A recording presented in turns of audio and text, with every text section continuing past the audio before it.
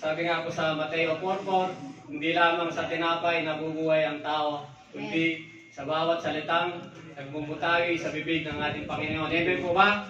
Natawagan ko na po ang ating buting Pastor Oscar Lag. Amen.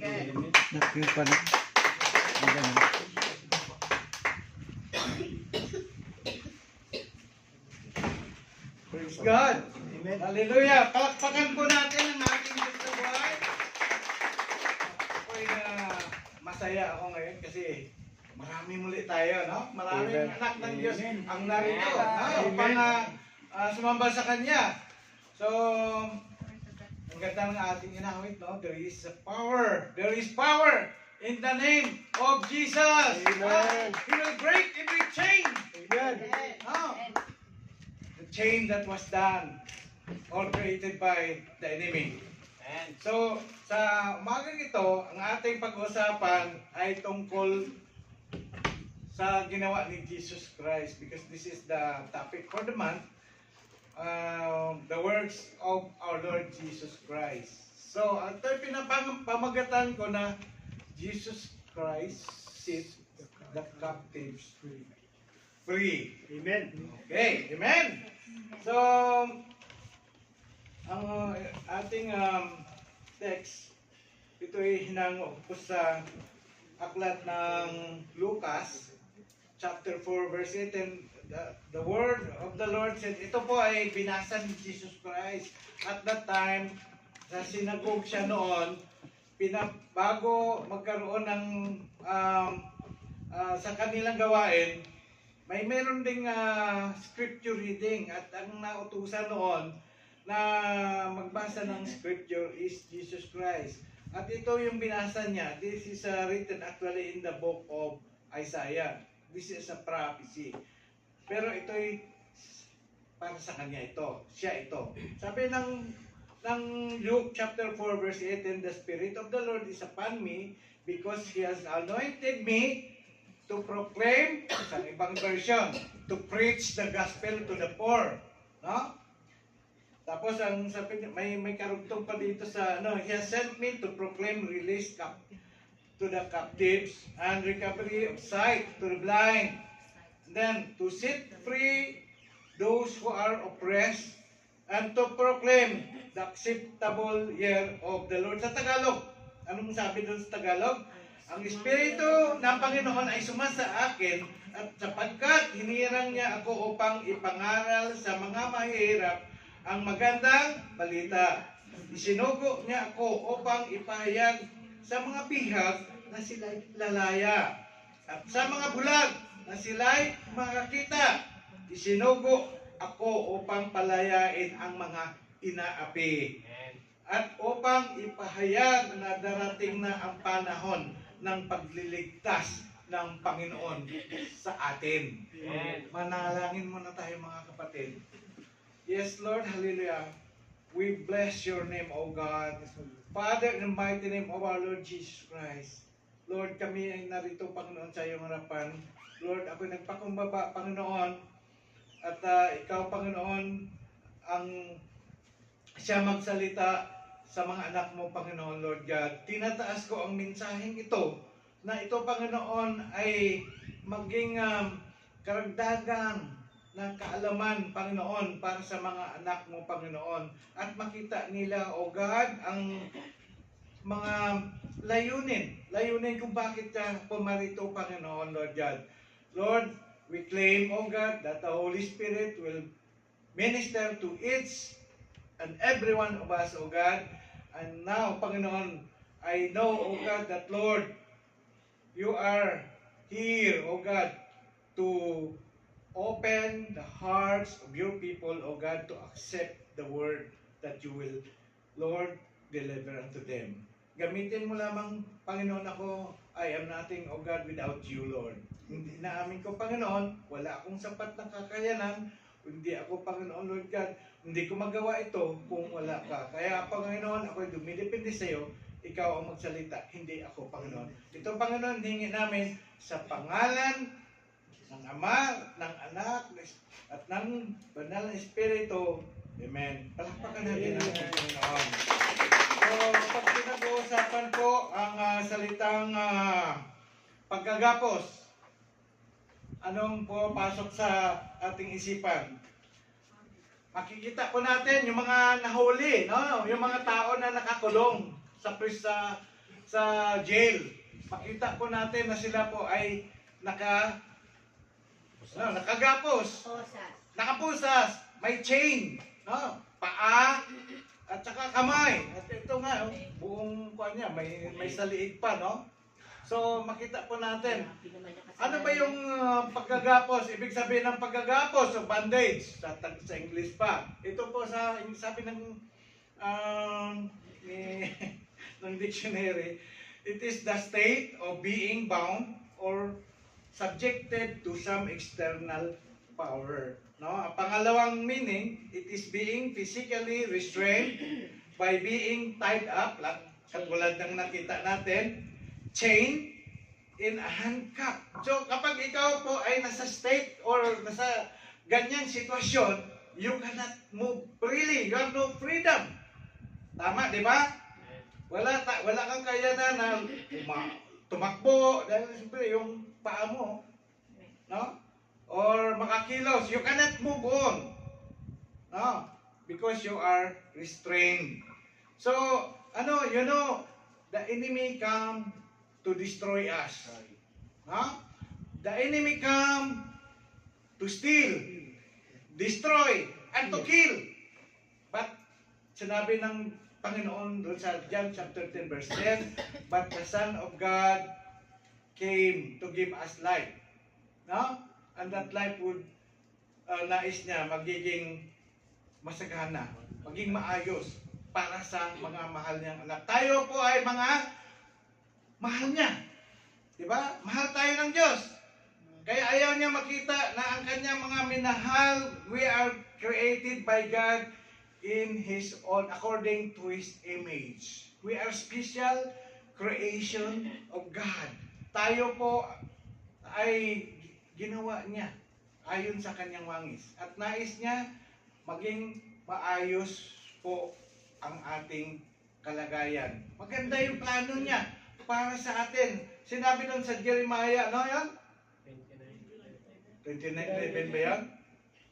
For I know the plans I have for you, There's the Lord. says the Lord. And then, anong sinabi niya? A plan to Prosper you. prosper you and not to harm you. A plan to give you hope and future. So, mahal tayo ng Diyos. Kaya, ayaw niya makita ang mga anak ng minahal niya na naghihirap. Lalo na kung ikaw ay may kamag-anak na nakakulong sa Muntinlupa. Makita mo yung kamag-anak mo, kuya mo, kapatid mo, mga tatay mo, kung sila ay nakita mo na nakagapos, ganyan, no? Di ba, iiyak ka, maawa ka, di ba? So, ganun din ang feeling ng ating Diyos na nagmamahal sa atin. Kaya si Jesus Christ, He came here to set us free. Amen. Amen? From the power of the enemy. Okay? Kundi the enemy will harm us. Okay. Ano yung dahilan? Ano yung ginamit ng Diablo upang tayo ay magapos? Upang tayo ay mailagay doon sa mayroong chain na naka-attach sa atin. Spiritual. Ito yung sinasabi, spiritual bandage. Ano yun? Ito ay dahil ginamit niya ang kasalanan. No? Ang kasalanan na pumasok kay the first creation, kay Eva at saka kay Adan. Sin leads to slavery and captivity.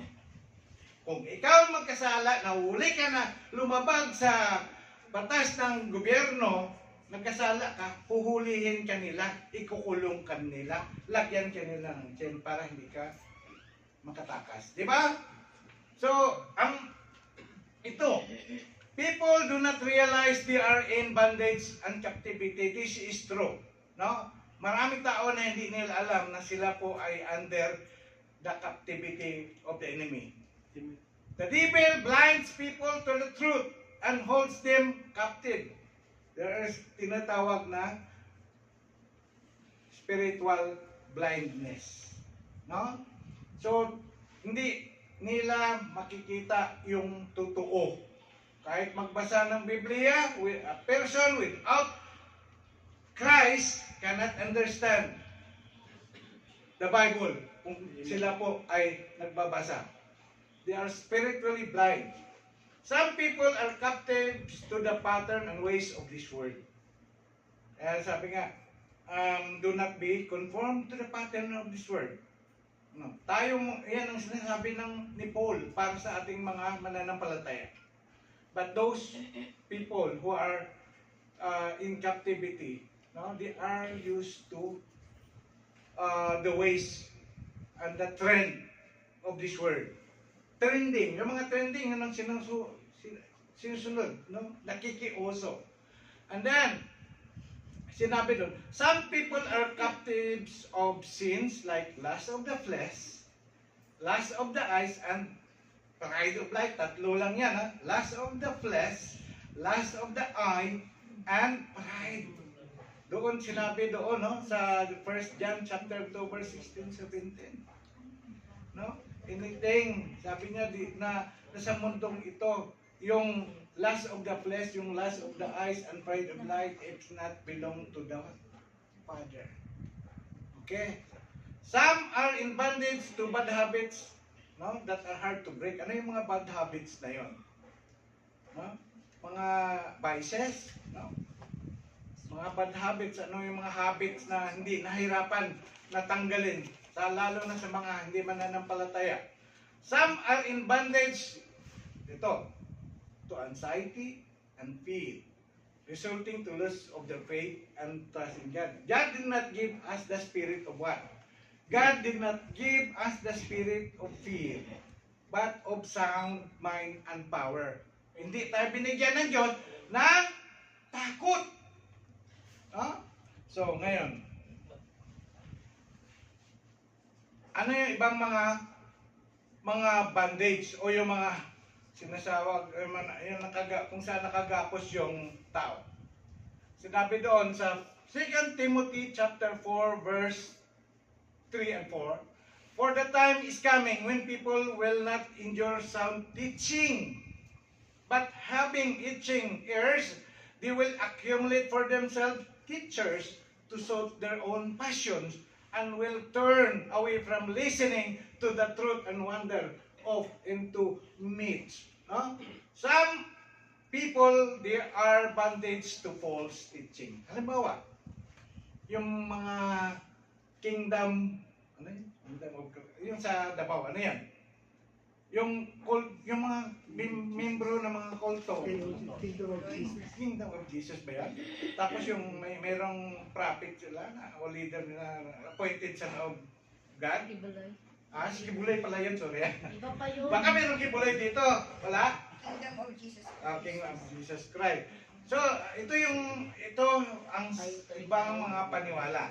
Okay? Now, actually, maraming mga false teaching, mga dangerous false teaching that is not in accordance to the teaching of Jesus Christ. Sabi doon, there is more than one way to get to heaven. Sabi nga ng ibang tao, maraming paraan para makapasok sa langit. Which is false.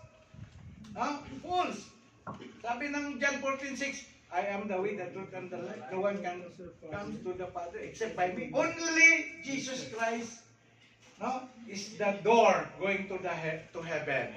No other else. Only through Jesus Christ. And then, God is love, so everyone will go to heaven, even a person is not born again. Sabi, ang Diyos naman ay pag-ibig, mapagpatawad ang Diyos. Diba? Ako mahal ng Diyos, nawalan ako ng Diyos, kahit anong ginagawa ko ngayon pamumuhay. No, na ako ay nagkakasala, na ako ay namumuhay sa kasalanan. Kahit hindi ako born again, papasok pa rin ako sa Diyos. Diba? Ano pa yun? We can be saved through our good works, even without relation with God. Maraming ganon. Ay, gumagawa naman ako ng mabuti. Diba? Marami. Nagbibigay ako ng pera sa sa mga special di San Jose, sa mga mahirap, di ba? Oh, magbibigay ako ng jacket, magbibigay ako ng mga ano, na. Di ba? So ako ay sigurado nakita ng Diyos yun. Nakita ako ng Diyos, yung magandang ginagawa ko. No?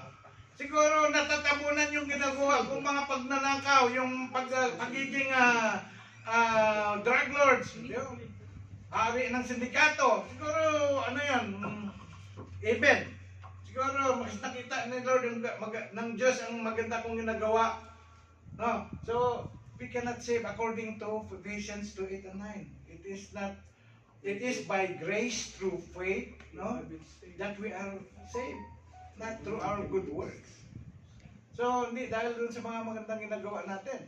Okay, number 4. Dito, number 4. One of the false teaching. Because I am saved through the grace of God. Ito, balance ha. Ito, dahil ako ay naligtas dahil sa biyaya ng Diyos. Sabi niya, I can continue living in sin. Pwede akong magpatuloy na mamuhay sa kasalanan. Kasi, saved na ako eh. Diba? No, hindi by my words. Kailangan balance. O yan, sabi niya, I can continue living in sin and disobedience to the commandment of God. So, pwede pala akong, parang ginawa ko ng license yung, matay naman si Jesus Christ, nagpapako sa cross para sa aking kasalanan. So, libre na ako. I am free now. No, I am free now to choose my life. Kasi binayaran na ni Jesus Christ yung kasalanan ko eh. So, pwede na akong magnakaw, pwede na akong pumatay ng tao, pwede na akong mamangalo niya. That is wrong. Very wrong doctrine. No. Sabi ni Jesus Christ, siya nagsabi nito, if you love me, you will keep my commandments. Hindi niya inalis yung pag-obey natin sa commandments. Hindi niya inalis yun. My teaching na once you are saved forever. Yan ang dangerous teaching. In CIG churches, every member of the church, yung mga bagong church, upang maging member ng CIG, nagsasubmit ng statement of faith nila. May interview pa nung panahon namin nung panahon ni chairman noon si Pastor Bert Osorio, binasa nila yon. May interview pa yun. Brad, ano yung stand ng church nyo tungkol dito? No? So, thank God, ang TCFIM ay pareho ang stand ng dito sa stand ng CIG. Okay? Ngayon, mga kapatid, mag-ingat tayo. Kasi yun ang danger dyan, no? We as a church, DCFIM promotes obedience to God and promotes righteousness. No? We cannot choose the grace that we receive to abuse it. Amen? Yes, we accept that tayo mga anak ng Diyos, tayo mga born again, hindi pa rin tayo perfect. Sometimes we miss, no? Sometimes nagkakasala tayo. Pero pag nagkakasala tayo, dulas-dulas na lang. No? Hindi na sinasadya. No, natulas na kayo. Kapag salita ng nabigla. Tapos andyan kaagad yung conviction, Lord, sorry, nakapagmura ako. Namura ko yung driver na kinata ko. Ito kasama palagi ito. Si Ate Dona. So ganun mga kapatid, no? Ito lang yung mga ibang mga false teaching na kung saan ibang tao ay hindi nakalaya, no? They are bandits of the false teaching. No? Okay, next. Actually, yung teaching about once saved forever, mahaba yan, no? Mahaba yan. Tatalakayin natin yan sa ating pag-aaral ng Doctrine of Salvation. So, ito. Others are enslaved to evil deeds. Sabi doon sa Mark 7, chapter 20, verse 23, what comes out of you is what defiles you. For from within, out of your hearts, come evil thoughts, sexual immorality, like thief, murder, adultery, greed, malice, deceit, lewdness, envy, slander, arrogance, and folly. All this evil comes from inside and defiles you. Ito pa. Ayun, binanggit na yun. Ha? Saan nakagapos yung ibang mga tao? Pornography. Totoo yan. So tayo mga born again, dapat wala na po tayong, hindi na tayo mahilig dyan sa pagpanunood ng pornographic materials. No? Pornographic, tsaka pagiging mahilig sa prostitution, mga prostitute. Lalaking prostitute o babaeng prostitute. No? At yung mga, ito, homosexuality. Ang pagiging gay o lesbian o tomboy o bakla, brad, sis, ano mang gawin mong pagbugbog, bugbugin mo man yung anak mong tomboy o bakla, hindi mo kayang babaguhin. Pero sa totoo lang, maraming bakla na naging tunay na lalaki. Alam mo kung sinong nakapagpa-ano sa kanila, napagka-change? Jesus Christ. Ano yun eh? Nakagapos yun. Kahirap. There is a spirit behind. There is spiritual power behind na nagkukontrol sa isang tao upang hindi niya mabago ang sarili niya na hindi siya maging bakla o magiging tumboy. Ha? Ito pa. Addiction to drugs, alcohol, and cigarettes. Isa yun din, no? They are enslaved. Sila po ay nakagapos dahil yan sa drugs, alcohol. Ako dati ganun, mga kapatid. I am enslaved to these vices. Panikirilyo, marijuana, paglalasing, pag-inom ng maalak, tsaliki, dito. Siguro marami akong naikwento, mahaba ang kwento ko mga kapatid. Sa drugs, hindi ko pa nabutan. Ang dumating ako dito, wala pang bato, wala pang shabu. Ang gamit namin noon, marijuana. Kasi ako third year college ako, marijuana users ako. Araw-araw yun. Araw-araw, mapula yung mata ko, nakangiti na wala namang dapat ikangiti. Gusto ko lang mag-marijuana kasi kahit asin lang yung kakain, yung ulam ko, maraming kain ko. Tingin mo manok na. Na-addict ako sa drugs noon. Pagdating dito, akala ko wala ng drugs. Palagi kong pinupinto ka dito. Siguro po, ilang bisis na pinupinto ka ba kami. Ganito dati ako, ganyan, no? Dati, yung wala ng marijuana, injection. Ano nga ba na? Injection, galing sa OR. Yung extra na kasi taga-OR isang kasama namin. Yung mga extra, dinadala niya yun ang na-inject namin. Binapid, Romil, sorry hindi ko kayo binabigyan ng ano I mean, totoo yun. Yan ang mga naranasan. Wala na talaga. Di mag-rugby ka na. Ganun. Totoo, naranasan ko mag-rugby. Sinasabi ko to sa inyo para, kasi walang maidulot na maganda. Sisirain niya yung buhay mo ng mga ganito, ng pagdudruga. No? Mga kapatid, hindi nakakatulong ang mga bisyong ito para sa atin. No? Kaya ako nagpapasalamat si Lord. Nung nakilala ko si Lord, 1991, nung 1992, God removed the chain, break the chain in my life. Amen. Binasag ng Diyos, binasag ni Jesus Christ ang nakagapos sa akin na pagkalulong sa druga. Binasag niya yung nakagapos na chain sa buhay ko. No? Ako nagpapasalamat, inalis niya ang drugs, ang pagiging palainom ko, sigarilyo, meron pa dyan, hindi ko na idagdag. No? Oh. Ako, nagsusugal din ako noon, Lucky 9, 44. Oh, dati, pero God changed me from glory to glory. Amen? Amen. Marami akong binago ng Lord sa buhay ko. Kasi kung ikukwento ko, baka mabuti na tayo ng stress. So, ito pa.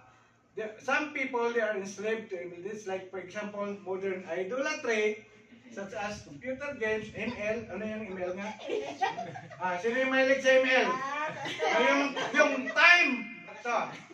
Modern idolatry. Yung time na dapat ikaw manalangin, yung time na dapat ikaw magbabasa ng salita ng Panginoon, ikaw ay doon natagpuan mo sarili mo sa paglalaro ng ML.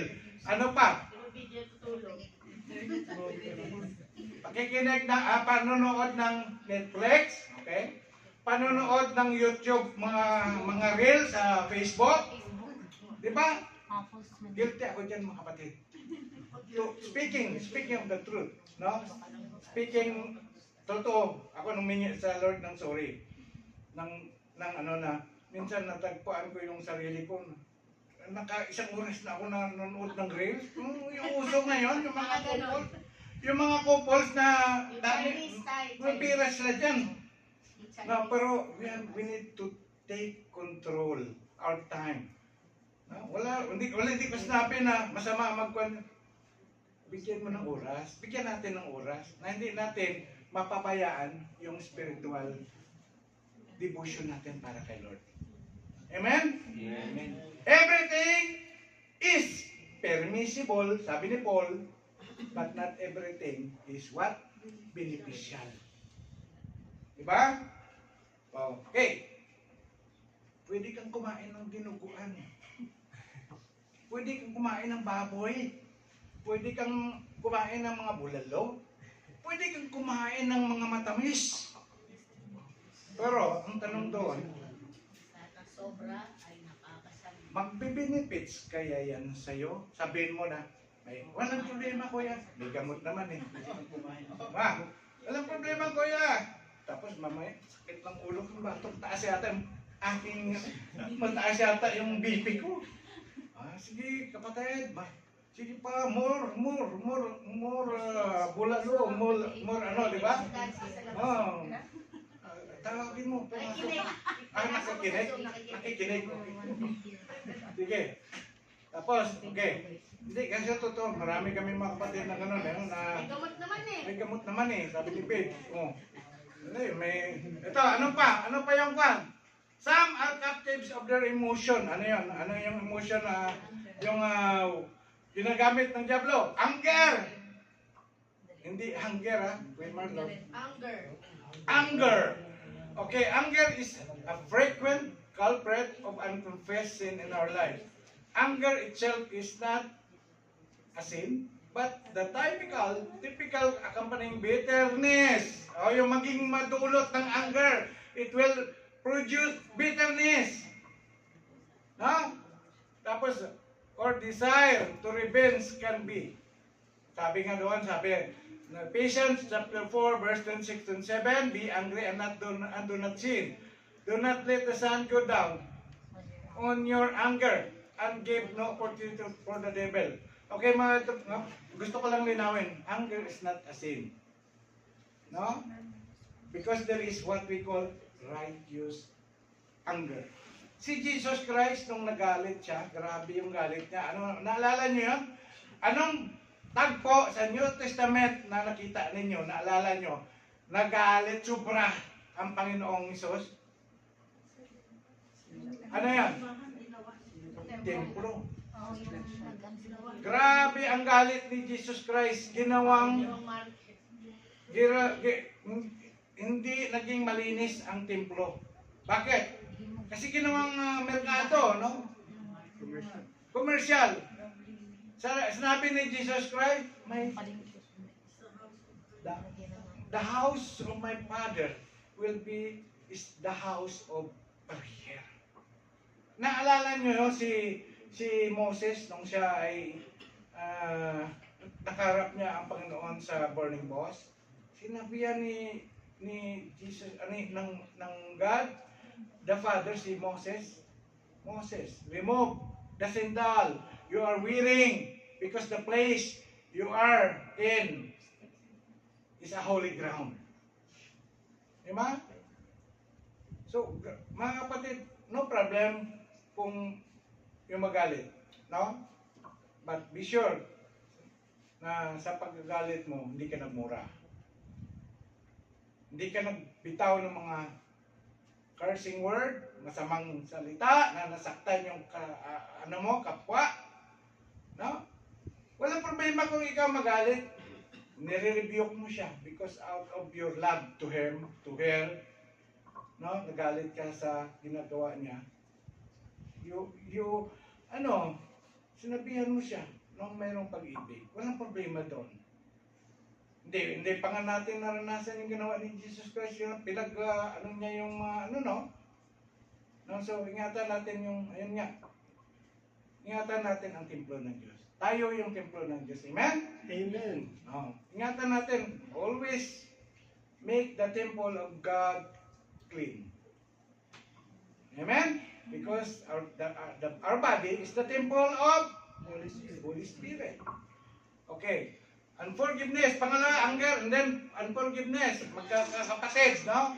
The Bible tell us that if we don't forgive, we won't be forgiven. It will affect us. Kung tayo po ay mayroong mga nagkasala sa atin, we need to forgive. We need to release. No?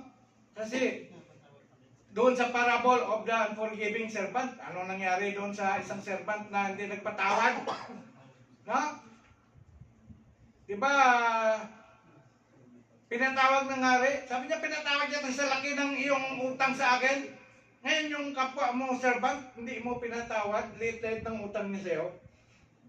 So sabi nga nila, narinig natin yun, kung ang Diyos nga ay nagpapatawad, ako pa kaya? Di ba? Narinig nyo yan, di ba?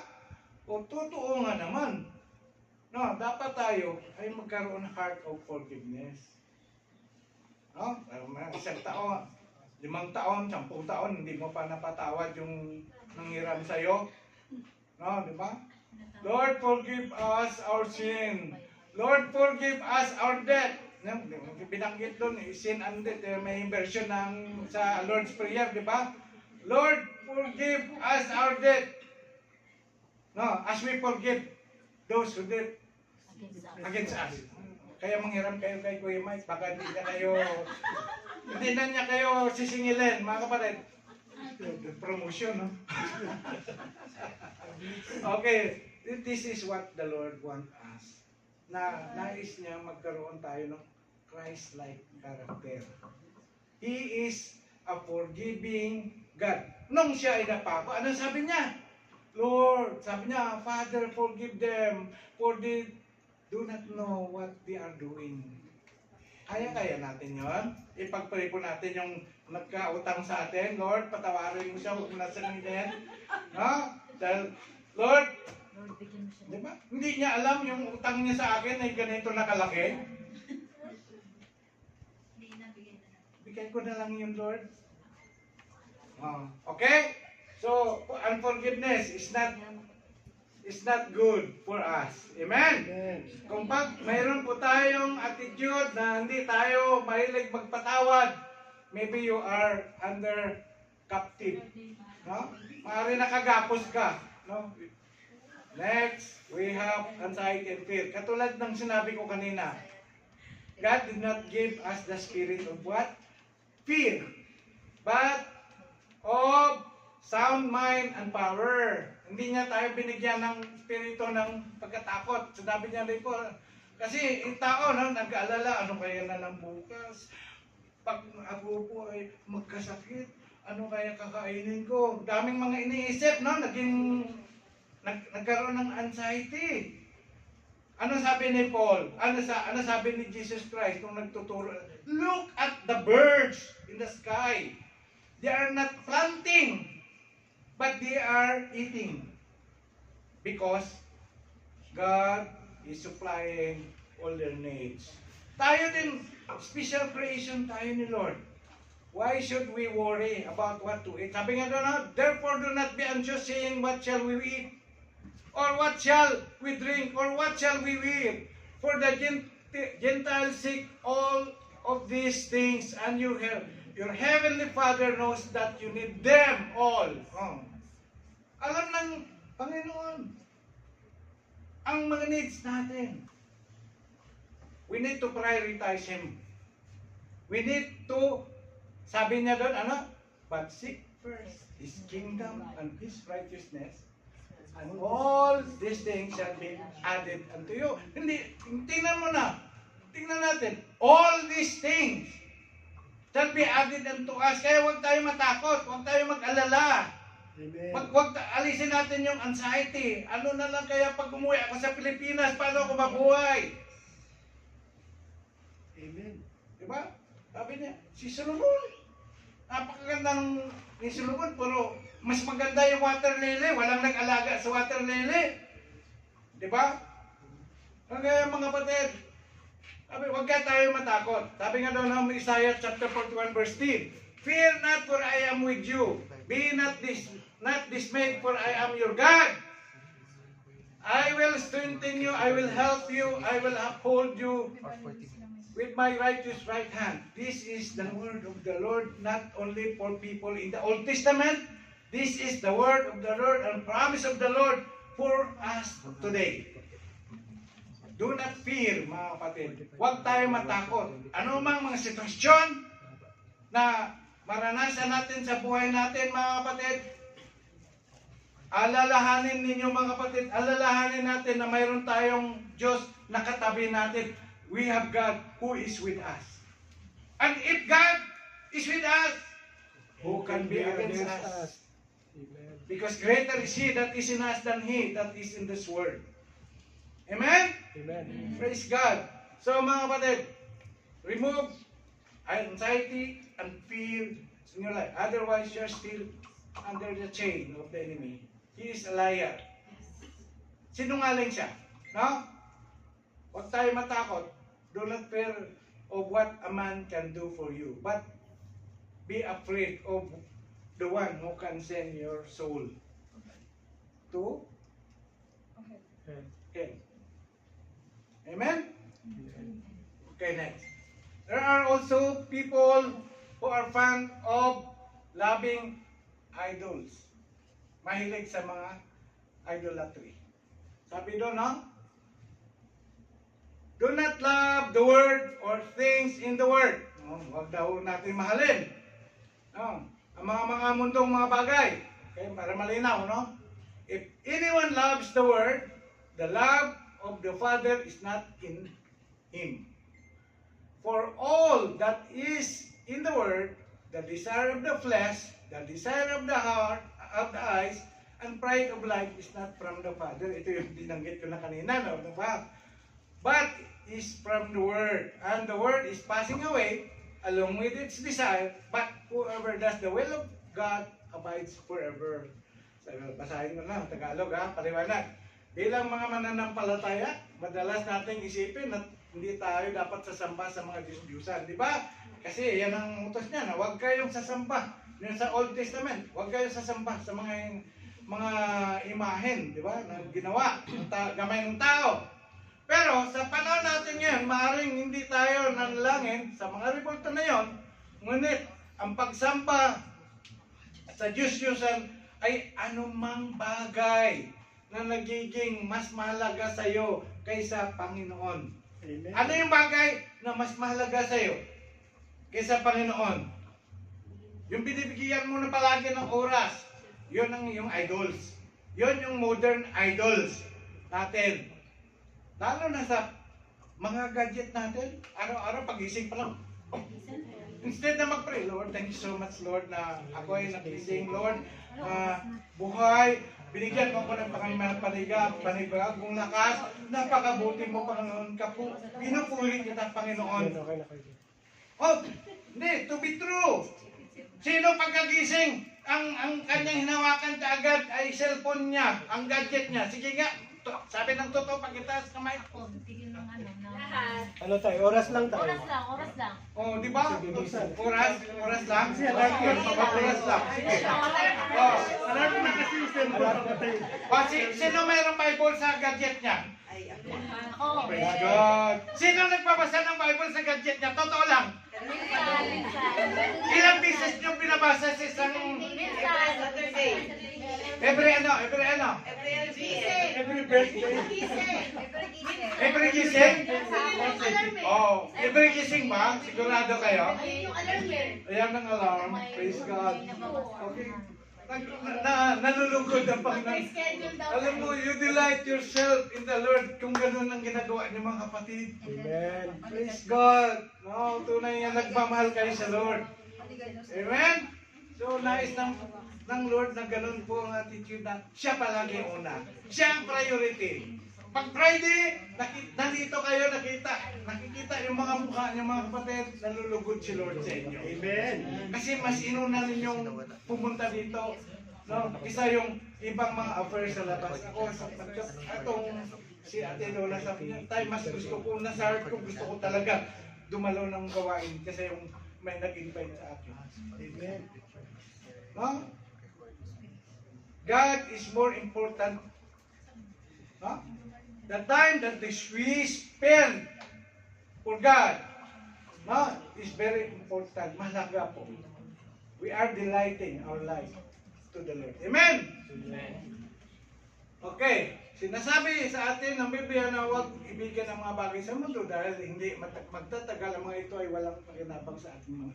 Talaga maglalaho iman yung mga bagay na yan. Mga mabuti, mga magandang bagay dito sa mundo, mga technology, mga ginto, whatever na nandito sa lupa ay darating panahon, hindi yun eternal. Lilipas. No. Pero yung ating nagantay na mga kayamanan doon sa langit, yun ang eternal. Nangako ang Panginoon, that is the promise of the Lord, that when we go to heaven, no eyes has seen, no ears has heard, for the things that God has prepared for His children. Amen. Amen? Amen. Yan ang pangako niya sa atin mga kapatid. Napakaganda ang pangako ng Diyos sa atin pagdating natin sa langit. Sino gusto pumuntang langit? Amen. Ngayon!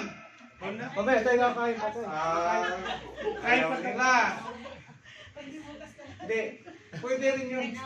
Wag mo na ngayon, Lord. Wag mo na ngayon tayo. Kasi marami pang kaluluwa gusto kong maabot at masira ng goodness mo, ng gospel mo. Diba? Okay, next. Ito. Please need to pray. Maring mga kapatid, totoo lang. Andyan ba ang ano ninyo, willingness to pray? Amen. Pagdating sa prayer, mga ano kayo, tawag dito. Excited ba kayo pag may nagyaya sa inyo, may nag-invite sa inyo? Sis, manalangin tayo, mag-pray tayo. Excited ba kayo? Minsan, para kang naghihila ng isang truck na puno-puno ng kargada na 10 tinulada para lang makapasok at tapasama sa prayer. Diba? Totoo. Kasi bakit? Mayroong nakagapos. No? Mayroong nakagapos. It is the works of the enemy na pumipigil sa isang tao upang manalangin. Kasi bakit ayaw ng kalaban na tayo kakausapin natin ang ating Ama. Kasi pag kinausap natin yung ating Ama, we are in the presence of God. May mga magandang mangyari kapag kinakausap natin ang ating Ama.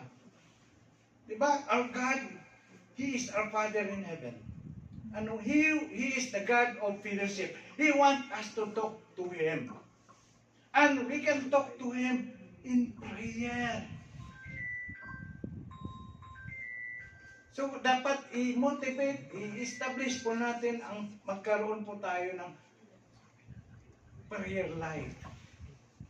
Sabi doon, Colossians chapter 4, verse 2, Continue steadfastly in prayer, being watchful in it with thanksgiving. Malaman mo na ikaw ay nakagapos kung ikaw ay tamad at umiiwas sa pakipag-usap sa Diyos. Yan. Yan. Makinig. Nais ng diablo na pigilan ka na manalangin. Sinasabi sa atin ng Biblia na manalangin dahil ito ay para sa ating ikakabubuti. Ikakabubuti natin kung tayo manalangin, di ba? At nagdulot ng kapayapaan at kagalakan sa ating mga espiritu. For where there is the Spirit of God, there is what? Freedom. There is freedom, there is peace, there is liberty, Love. and there is what? Love. Victory. Victory. God. Diba? May tagumpay. If you are in the presence of God. No? So we can dwell into the presence of God during our prayer. Siyempre, kausap mo. Sabi nga two or three that gathers in the name of the Lord, Jesus, He will be in the midst of them. Diba? So, mga kapatid, cultivate sa buhay mo na ikaw maging mapanalanginin. Make it as your attitude. Because a Christian that is less of prayer is a powerless Christian.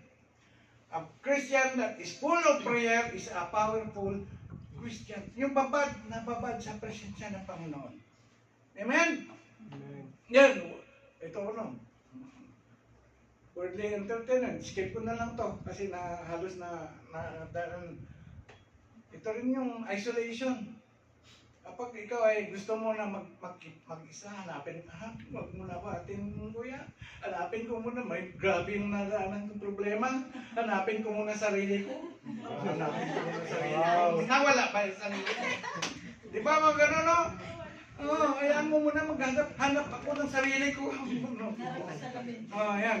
Kapag ikaw ay tinatamad na dumalo sa gawain ng Panginoon, magbigay ng oras, no, kasama ang ibang mananampalataya, ay hantong din sa paglayo mo sa Diyos. Parang isang baga na lumayo sa buong maraming grupo na maraming nagbabaga, na may umaapoy na baga. Pag iwalay mo yung isang baga na mamatay yung apoy. Di ba? Amen. Obvious naman na merong pumipigil. No, yung ikatatama rin, may pumipigil dyan. Hindi lang natin nakikita. No? Udyok ng udyok. Sabi mo, ganyan ako noon eh. No, bago pa lang ako noon, dami kong mga alibay, dami kong mga rason na para makagalo ng gawain. No? Sinabi ng Biblia, ang kahalagaan ng pagsama-sama ng mga mananampalataya. Diba? Dito, naranasan ninyo, diba? Nagkaroon po tayo ng encouragement bawat isa, diba? Nagsama-sama po tayo, na-build ang ating relasyon sa bawat isa. No? Pag may problema, may kapatid ka na, okay lang yan, Brad. Sige, manalangin tayo. Ganyan talaga ang Panginoon, hindi kanya papabayaan. Then, we encourage each other. Pinapalakas po natin ang bawat isa. Diba? So, ito, sabi ni sa Hebrew chapter 10 verse 23 to 21, we should not stop gathering together with other believers. As some of you are doing. Instead, we must continue to encourage each other, okay, even more as we see the day of the Lord is coming. Malapit nang talagang babalik ang Panginoon. No? Kaya patuloy po natin. Mag-encourage tayo sa bawat isa. Brad, wala ka nung Friday. Namimiss ka ng mga kapatid. Dalo ka. Namimiss ka ng mga kapatid. Di ba? Okay, ano pa? Don't forsake the assembly by staying away from the church. Attending church regularly is for your own good. Para sa atin. And also, for the good of the believers around you. Kung ano kaya kung totoo yan. Kung ako kaya wala dito. I believe na my presence is also good for the believers around me. Kayo, mga kapatid, no? Kayo, minsan, nag-iisip ako, kung hindi lang dahil sa anak ko, ayaw kong pang umuwi sa Pilipinas. Eh. Kasi napamahal na kayo sa akin, mga kapatid. Sa totoo lang. Kahit may mga pasaway, pero that's part of my job, to be a shepherd, no? No? Ganun talaga, 5 minutes na lang. Okay, ano yung root cause? Dami pa to. Siguro sunod, pagbigyan ng pagkataon, ipagpatuloy ko na lang to, no? Ito, no, ano root cause ng paggagapos? Ano?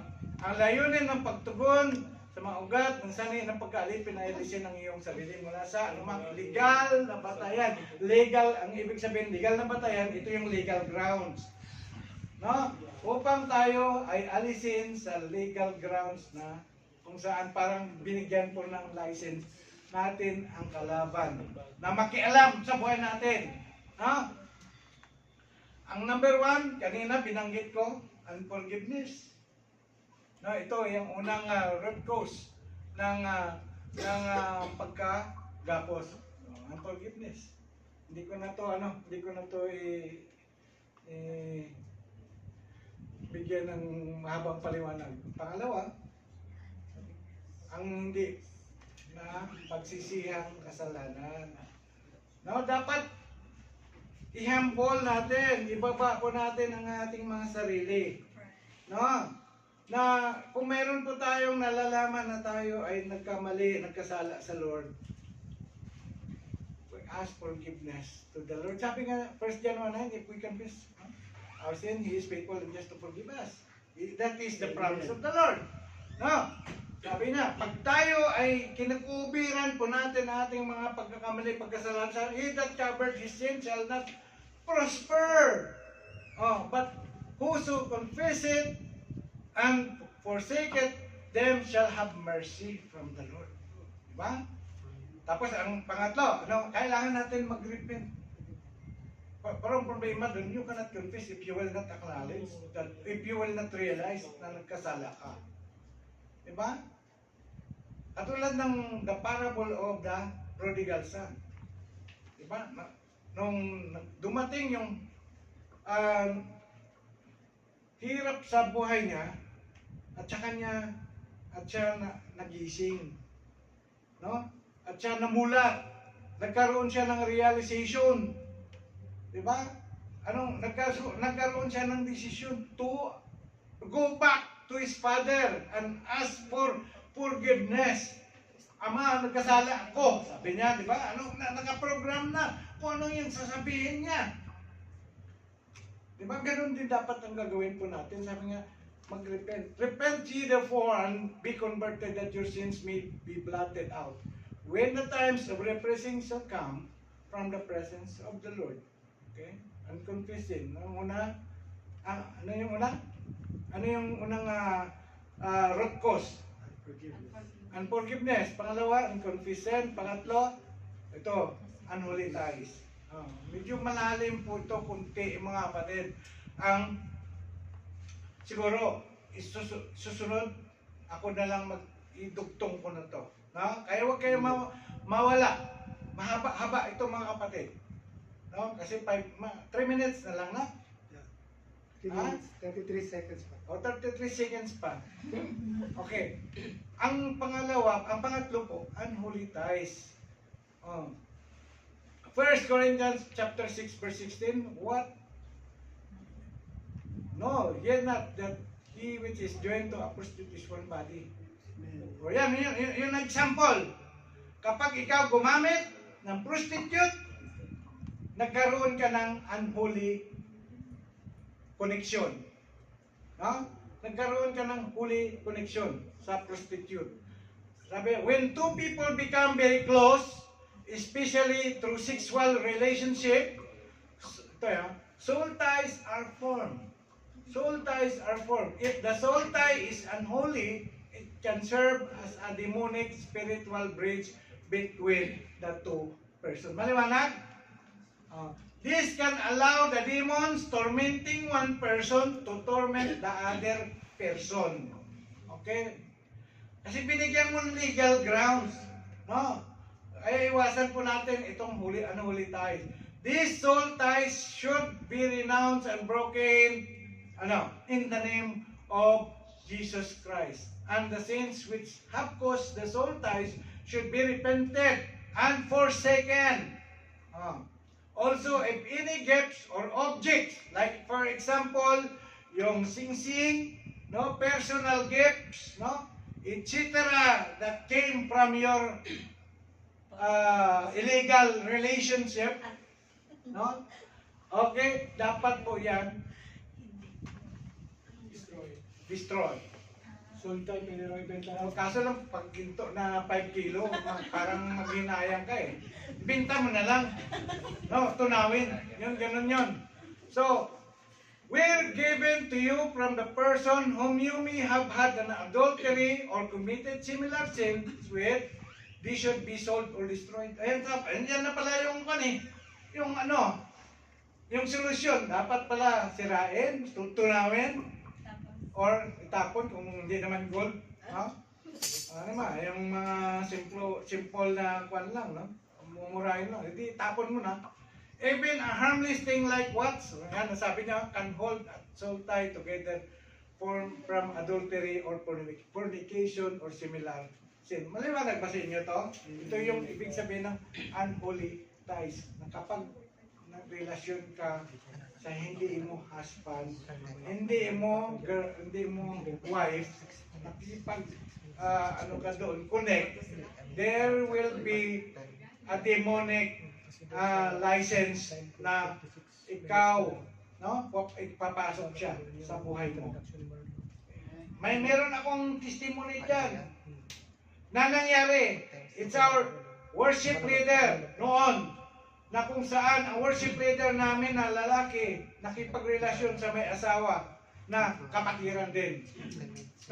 They fall into temptation. You know what? The enemy, ang demonyo po, pumasok sa babae. Napusis. Sino po dito nakakita ng tao na napusis, na pinasokan ng masamang espiritu? Si ate. Sino pa? Mga kapatid, ito, ewan ko kung narinig niyo po itong testimony nito na during our prayer meeting, Bible study, we are planning to have a Bible study na kung saan habang kami nag-awitan, yung evil spirit pumasok doon sa kapatid na babae. At nung siya sa floor. And then nakita namin iba na yung pusis niya. No? Mata niya iba na. Sabi ko sa mga kapatid, hindi pa ako pastor that time. Sabi ko, sinapian na niya masamang espiritu. Ano kayang dahilan? Sabi ko, yung mga may sabit, yung mga may lumabas na. Kasi ikakas out namin eh. So may lumabas. May lumabas. Tapos yung kapatid namin na malaking katawan, pinawakan ko sa kanya, ang lakas, ginanon siya, grabe, ang lakas. Sabi niya, there is a special strength.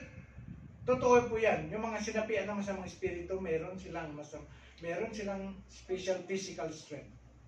So sabi ko, huwag kayong pumikit. No, huwag kayong pumikit. We will cast out that demon sa kapatid na ito. So noon, pinag-pray over namin siya. Sabi ko, ipikit lang nyo, huwag niyong ipikit yung mata nyo, ipag-pray over natin siya. We will cast that demons, that evil spirit in the mighty name of Jesus. Nawala ng malay yung kapatid na babae. Hindi, nung nagising siya, binigyan namin ng tubig, hindi niya alam kung anong nangyari. After 1 week, nalaman namin kung anong dahilan. So yung lumabas, yun pala yung karelasyon niya, worship leader namin.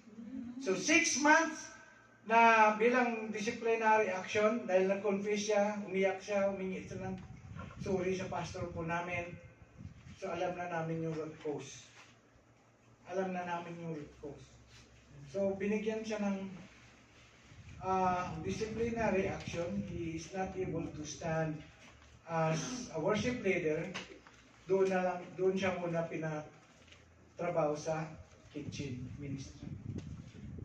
So yan ang sinasabi ko mga kapatid, when we give a license to the demons, then he can penetrate, he can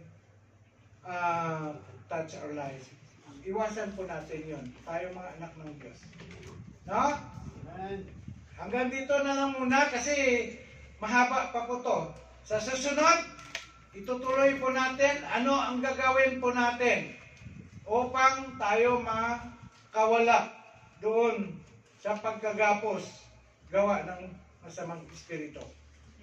Amen? Amen. Praise God. Huwag kayong mawawala, no? Huwag kayong Amen. mawawala. Kasi baka I will ask Pastora Claudette na baka sa Friday ako pa rin ang maging preacher. Amen. Pastora, okay lang? Okay. Kasi siya yung susunod. Okay, so mga kapatid, huwag kayong mawala sa Friday. Itutuloy po natin ito. Yung topic na ito. Sinong may tanong, kung may tanong kayo sa sunod na Friday, pwede kayo magtanong. I will make it open. Amen?